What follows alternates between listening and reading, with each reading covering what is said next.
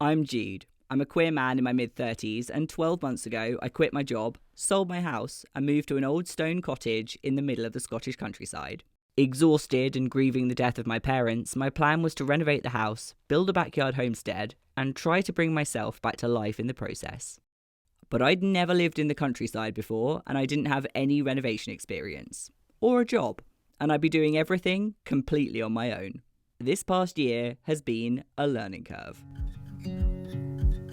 Today I'm starting my first proper project at the house, and it involves demolishing the shed behind me so that I can salvage some of the wood, hopefully build a new log store and put some towards putting together my new compost bin setup.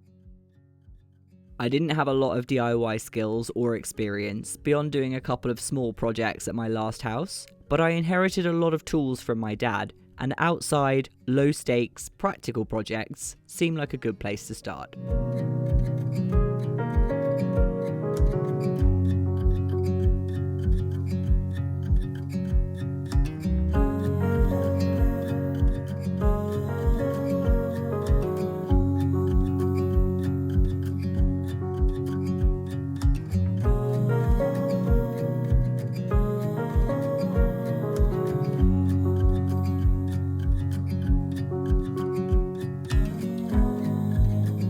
I cannot begin to tell you how hot and sweaty I am right now, but the roof of the log store is on. I just need to screw it down. It looks really rickety, but I don't care. It's going to store logs in it. It's actually quite sturdy, and it's made almost entirely out of reclaimed timber, so I'm happy with that.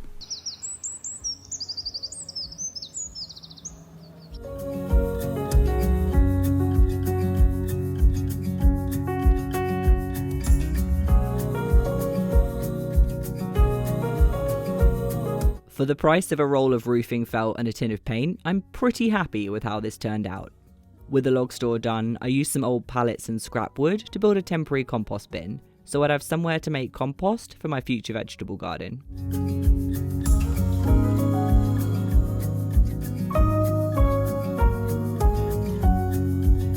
Coming from an end of terrace house with a tiny back garden, I didn't appreciate quite how much hard work just maintaining a garden actually is.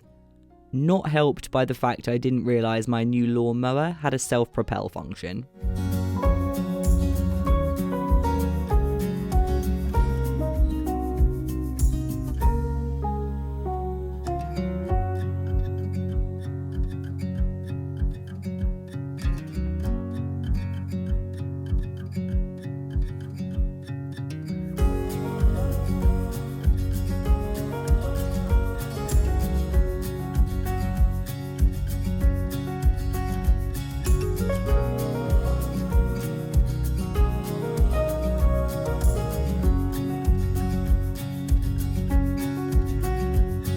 So in theory, this one will fill up first, and then when this one is full, the water will start flowing into the secondary one.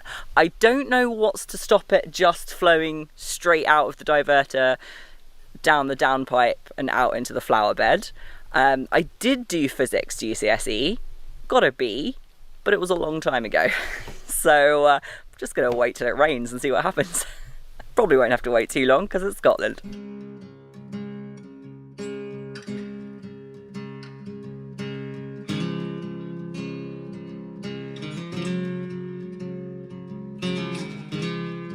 I have extensive renovation plans for the property, starting with turning the falling down barn into a habitable living space, but I can't start anything until I have planning permission, which means it's likely to be a couple of years until I get to the inside of the cottage.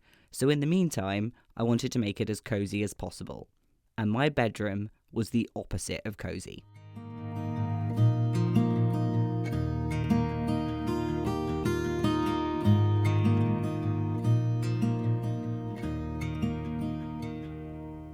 Because all the interior makeovers are temporary, I'm trying to stick to a tight budget. So I made a shelf out of things I found lying around, refinished some bedside tables I picked up on Marketplace, and upcycled stuff I already had into wall art.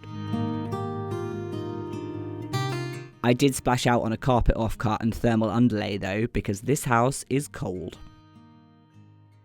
I'm really pleased with how it turned out.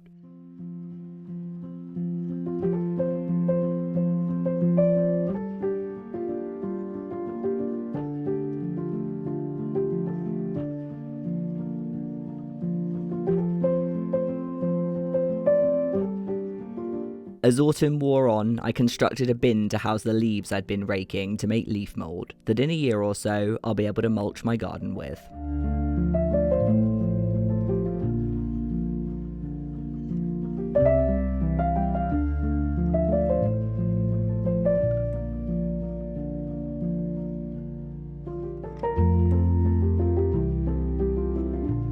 I lit my first fire in the cottage and marked 2 years since my mum died, then started a project she'd have been pleased about, building the first raised beds for my vegetable garden. After a lot of research, I chose untreated timber and charred it with the Japanese wood preservation technique yakisugi. Any excuse to buy a propane blowtorch.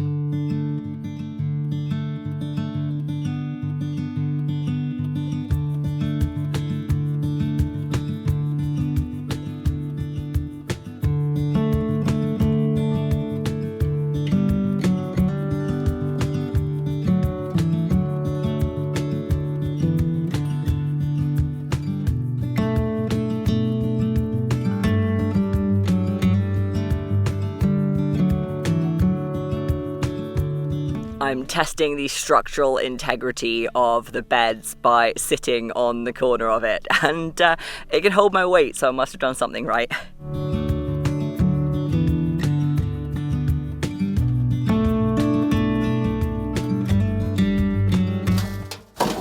I hate this wheelbarrow.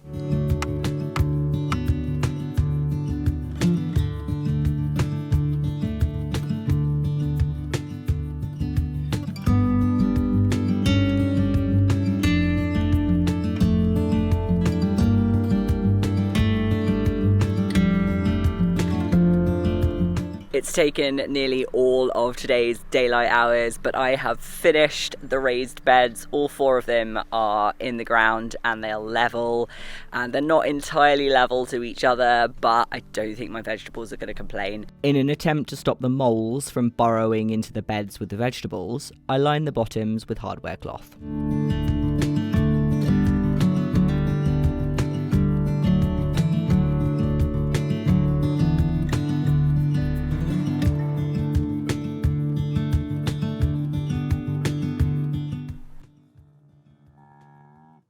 There's been a lot of unexpected wildlife visitors this year, but this cow was probably the biggest. It took me, my neighbour and the farmer an hour to get her back into her field.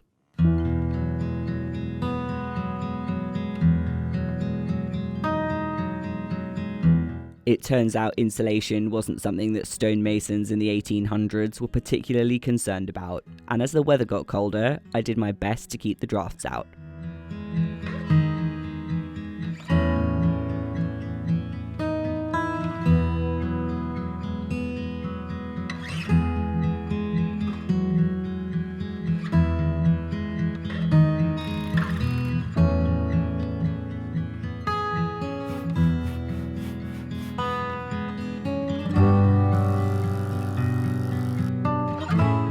The temporary compost bins got less and less temporary, and in November, at the ripe age of 34, I got my first proper pet as an adult, a 6-year-old rescue cat named Sven. He's an ex-farm cat who loves nothing more than laying out the bodies of his rodent victims on my bedroom floor. He's cute though.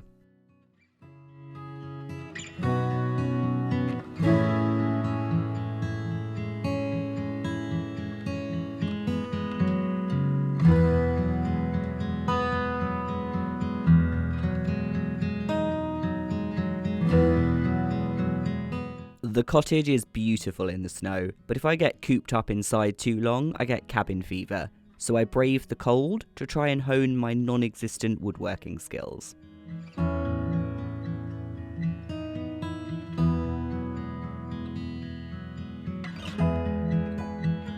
When the first snow melted, I was back outside, filling my raised beds and planting bare root fruit plants.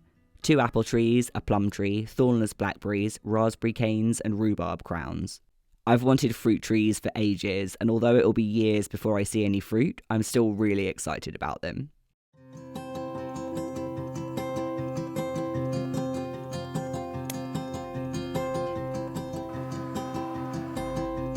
The kitchen is the only part of the cottage that gets proper daylight. It's small and there's not much I can do about the lack of storage, but a couple of small projects made it feel cozier.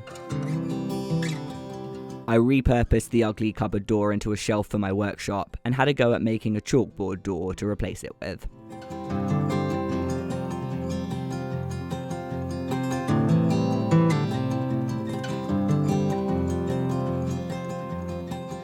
Spurred on by my success with the door, I reconfigured a wall-mounted shelving rack to maximise space and have slightly less orange pine in my life.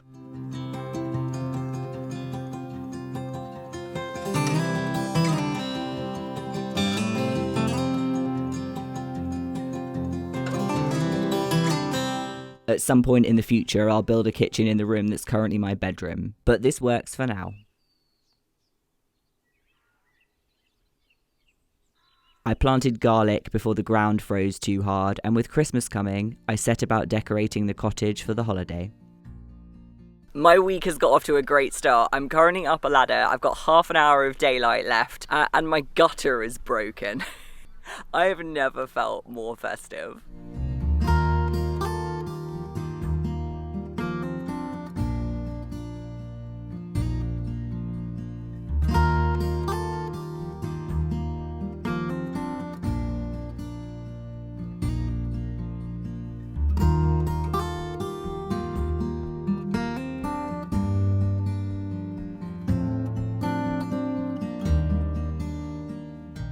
I described 2024 as the year I set my life on fire, so seeing out the year with a bonfire seemed appropriate.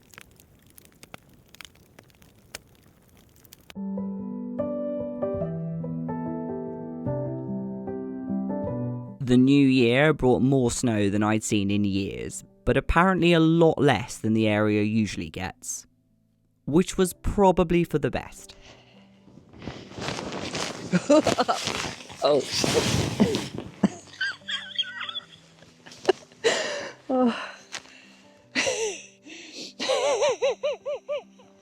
Let's just say I won't be joining my neighbours for cross-country skiing anytime soon.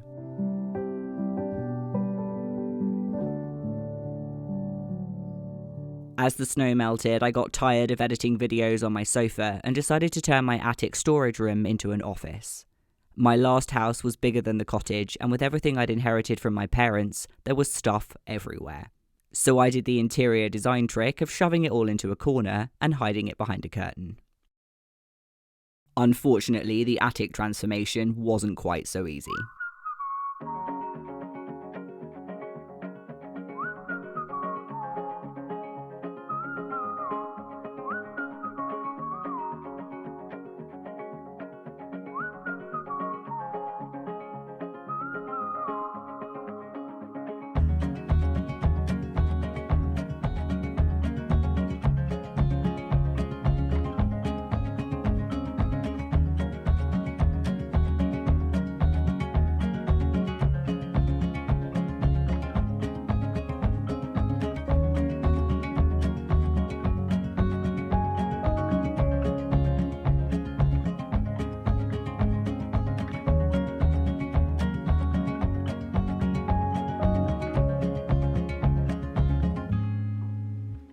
In an attempt to build skills I'll need during the renovation, I decided to make a desk and built-in shelving units for the eaves. All of my furniture building up to this point had been strictly limited to Scandinavian flat packs, and it showed. I think it would probably have been easier for my first kind of shelving cabinet project to be a square.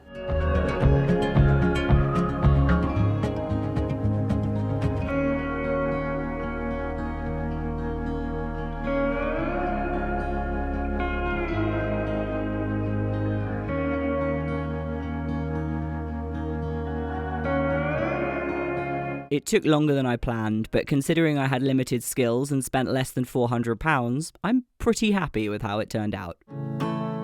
Spring is a long way off in February in northeast Scotland, but I was determined to repair the greenhouse left by the previous owners so I could use it to grow things in when the weather warmed up.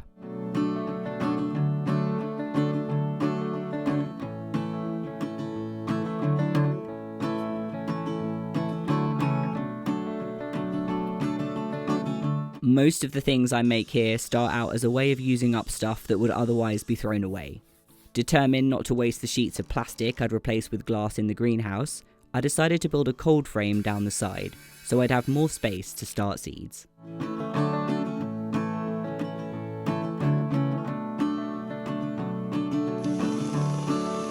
Moment of truth. Please open.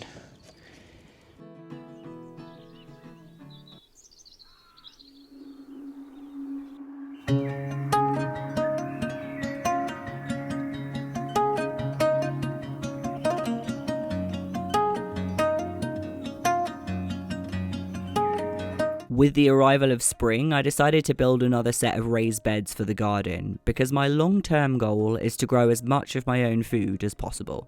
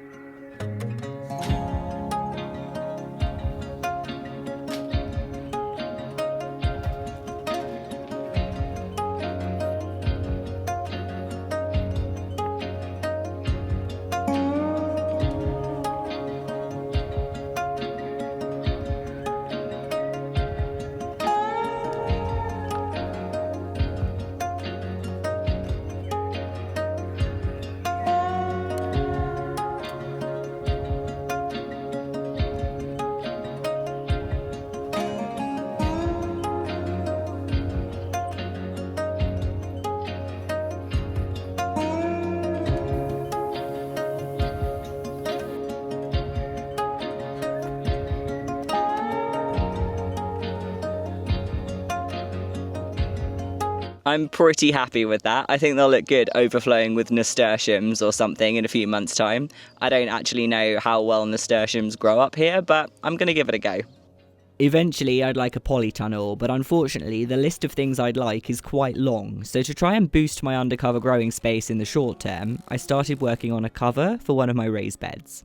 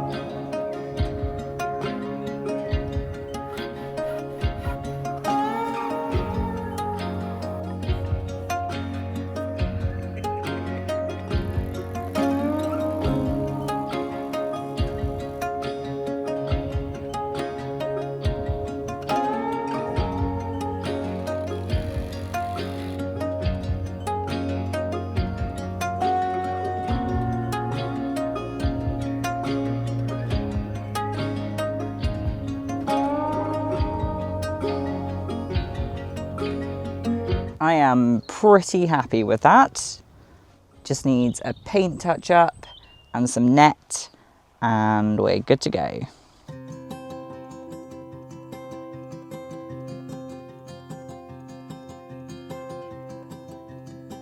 All of my sheds and outbuildings have seen better days, but unlike some, the potting shed was fairly simple to fix. Although, as with almost everything I do, it would have been a lot easier with another pair of hands.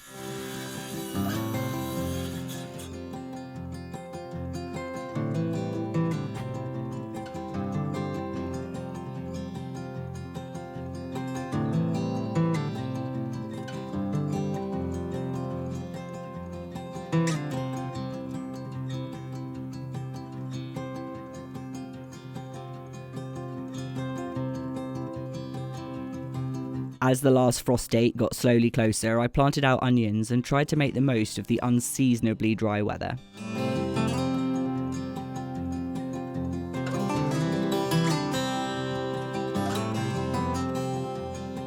I don't think this shed actually looks that bad on camera, but up close and personal, it's disgusting. This old turkey shed was a wasp's nest graveyard, but aside from a broken window, it's watertight. So I wanted to make space in it for all the materials I've been hoarding in case they come in useful. My dad would be proud.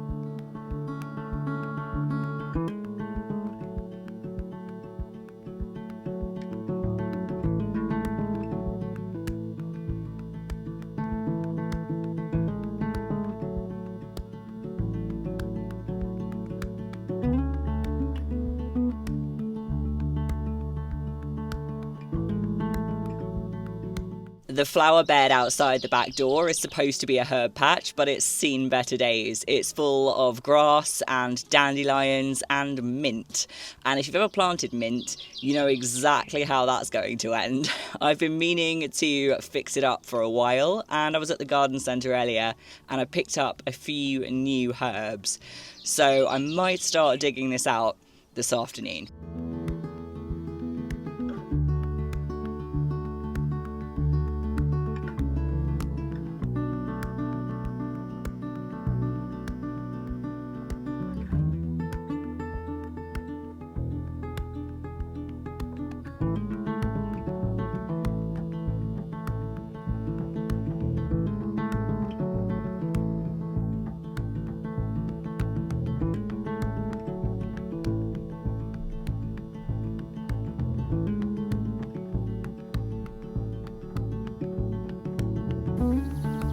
Procrastinating a much bigger project, I decided I absolutely had to jet wash these old paving slabs and make a pathway down the side of the greenhouse.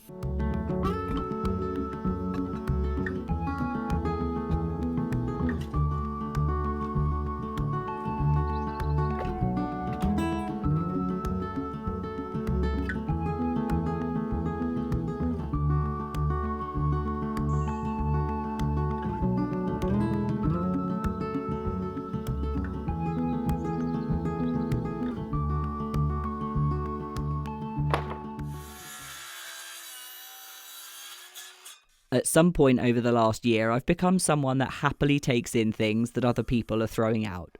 As someone with limited woodworking skills, using free materials is my favourite, because when you inevitably make mistakes, at least it doesn't cost you anything.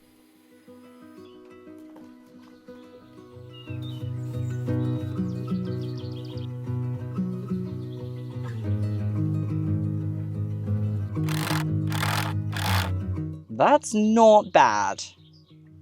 If it looks wonky, that's because my house is wonky, and I can't fix that with a 6-inch spirit level.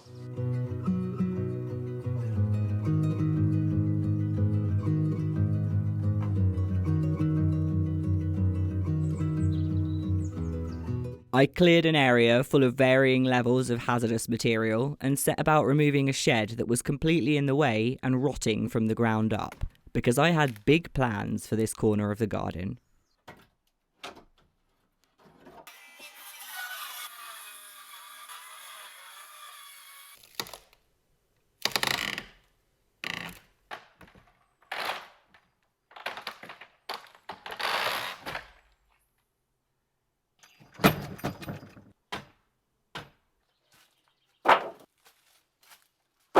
In mid-May, I got the news that my planning application for the cottage renovation had made progress. I'm still waiting for the building warrant, but I'm hopeful that work on the barn conversion will be able to get started in the new year.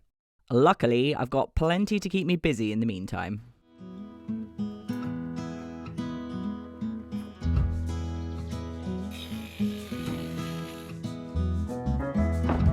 Doesn't look like much, but it feels like progress, and I'll take that.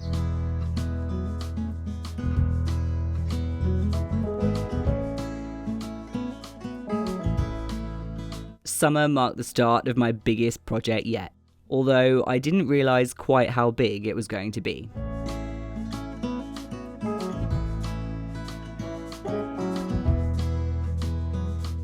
I've wanted chickens for ages, and I decided it would be a good idea to build my own coop, because surely it's better to practice framing on a chicken coop than on walls in your actual house. I did some research and estimated it would take me about 3 weeks to build.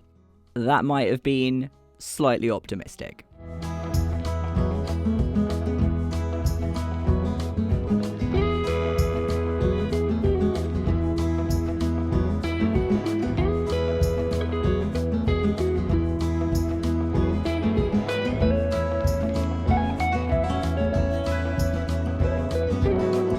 The level of satisfaction that you get building something yourself from scratch is amazing.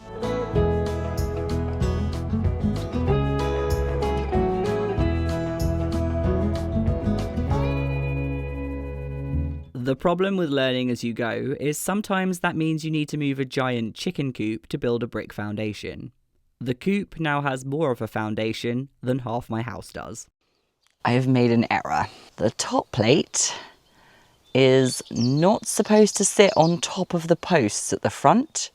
It's supposed to be level with the posts at the front, which means all of my wall studs are too tall.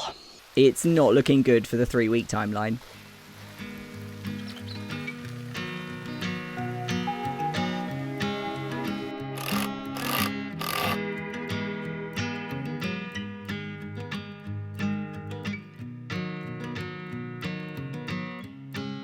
I took a break from working on the chicken coop to work in the garden. I built a brassica cage, made a trellis from bits of the shed I pulled down, and finally put paving slabs in front of the water butts I installed last year.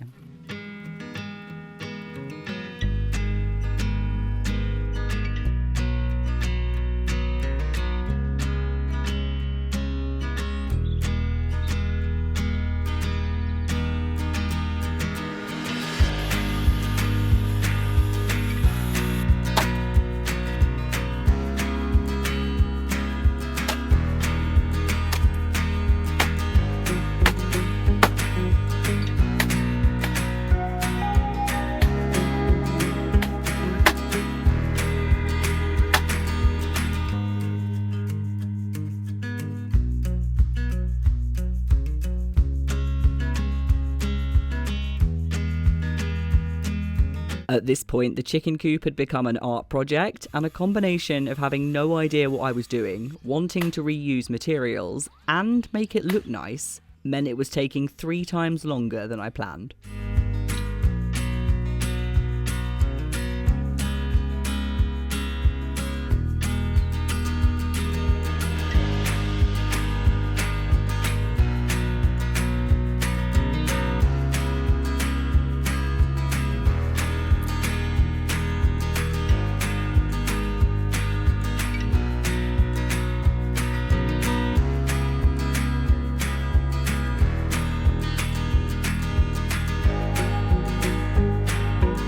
The first door's on the coop and it opens and closes. You're gonna have to take my word for it though, because I can't take the tarpaulin tent off until it stops raining.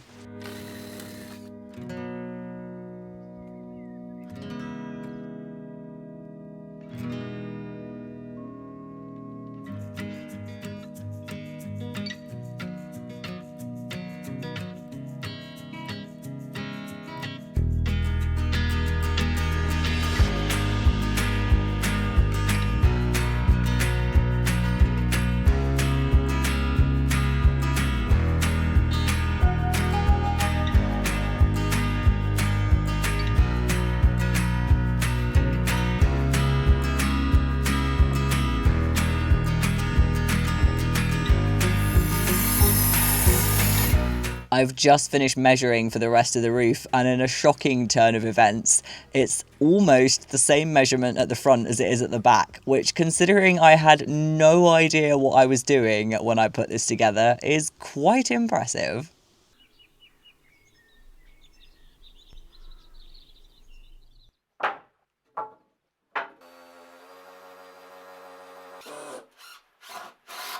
This was the most challenging project I've ever done, and after 3 months of working on it almost every day, I really had to force myself to keep going.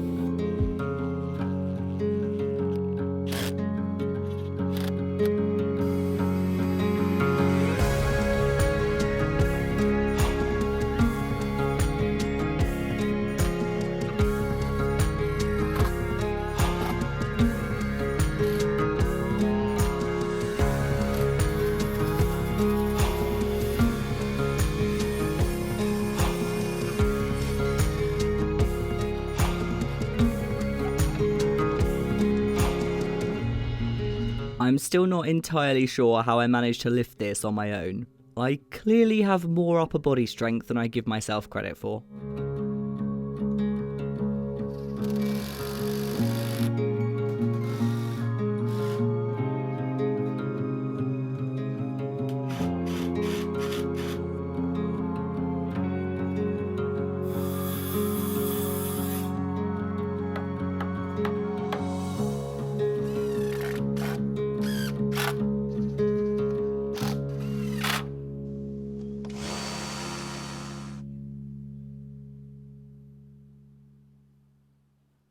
The end of this project is within touching distance.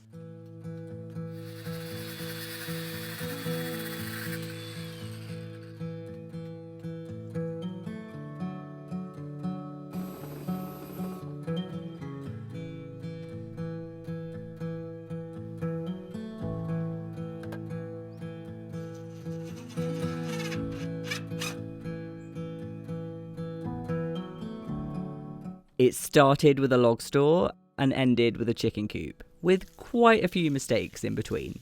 Why does this happen every time I use the hose? Now my face is all wet. It doesn't sound like a lot, but I've come a long way over the last year. If you want to see what's next and you're not already subscribed, maybe you should be.